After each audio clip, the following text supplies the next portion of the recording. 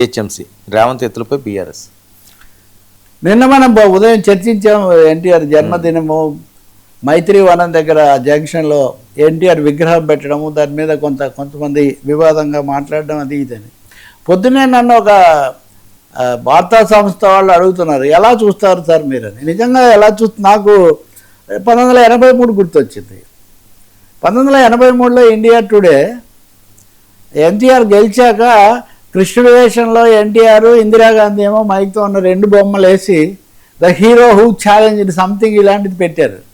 నిన్న చాలా విగ్రహాన్ని ప్రారంభించడం ఒకటి, దాంట్లో ఏం భిన్నాభిప్రాయం లేదు. రామారావు తెలుగు వాళ్ళందరూ ఓన్ చేసుకుంటారు. ఎవరన్నా అందుకు భిన్నంగా ఆలోచించినా కానీ దాన్ని ఏమో వాళ్ళు తీసుకోరు. కానీ ఇందిరాగాంధీ, ఎన్టీఆర్, అంబేద్కర్ కోర్స్ రాజ్యాంగం, ఈ ముగ్గురు ఒక కోవకు చెందిన వాళ్ళని రేవంత్ రెడ్డి అక్కడ చేసిన ప్రసంగం చాలా ఆసక్తి కలిగిస్తుంది. అంటే రేవంత్ రెడ్డి తెలుగుదేశం నేపథ్యం నుంచి వచ్చారు కాబట్టి ఆయన కాంగ్రెస్ ముఖ్యమంత్రి అయినప్పటికీ రామారావు గారు అభినందించడము లేకపోతే ఆయన్ను ప్రశంసించడం అది వేరు. ఈయన నిజానికి చంద్రబాబు హయాంలో ఎక్కువగా వచ్చారు. కానీ హైదరాబాద్లో అందులోనూ చాలా కీలకమైన చోట కూడలిలో రామారావు గారి విగ్రహాన్ని పెట్టి అక్కడ ఇందిరాగాంధీని, రామారావు గారిని కలుపుతూ మాట్లాడడం అన్నది ఒక పెద్ద పొలిటికల్ మెసేజ్, రేవంత్ రెడ్డి యొక్క పొలిటికల్ స్ట్రాటజీ. అది ఏ స్ట్రాటజీ అయితే జూబ్లీ హిల్స్లో నవీన్ యాదవ్ గెలవడానికి దోహదపడిందో, ఏ స్ట్రాటజీ అయితే శాసనసభ ఎన్నికల్లో బీఆర్ఎస్ అత్యధిక స్థానాలు తెచ్చుకున్నప్పటికీ తర్వాత జరిగిన ఉప ఎన్నికల్లో, చిన్న చిన్న ఎన్నికల్లో కాంగ్రెస్ విజయం సాధించడానికి దోహదపడిందో దాన్ని కొంచెం ఇంకా పెద్ద ఎత్తున అమలు చేయబోతున్నారు. ఇప్పుడు ఆ ఏజెన్సీ వాళ్ళు నన్ను అడిగిన క్వశ్చన్ కూడా అది, దీని నుంచి మీరు ఏ మెసేజ్ ఏం తీసుకుంటారు, ఎందుకు ఇలా జరుగుతుంది, ఇది ఒకటి రామారావు గారు లేకపోతే ఆయన వారసత్వం, ఆయన ఔన్నత్యం, ఆ విషయంలో భిన్నాభిప్రాయాలు ఏమీ ఉండవు. కానీ కాంగ్రెస్ పార్టీ మటుకు అందరినీ దగ్గర చేర్చుకునే ఒక వ్యూహంలో భాగంగా హైదరాబాద్ ఎటు తిరిగి మినీ ఇండియా అంటారు.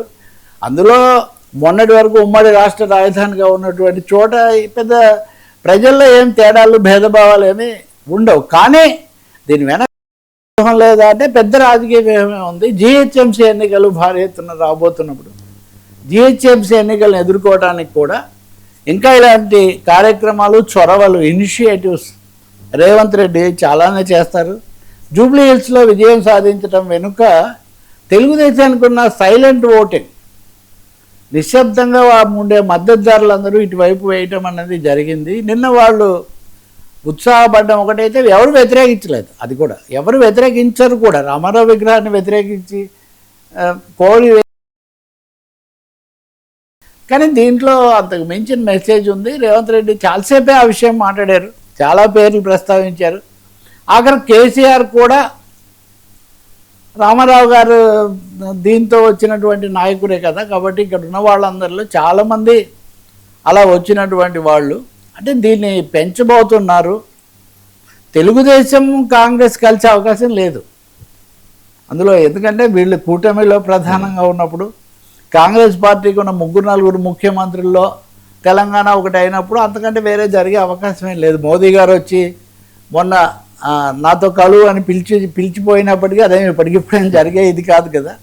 కానీ పొలిటికల్గా మటుకు హైదరాబాద్లో అలాగే మరో 2 పరిసరాల్లో ఉన్న కార్పొరేషన్లలో కీ మెసేజ్ ఇస్తున్నారు.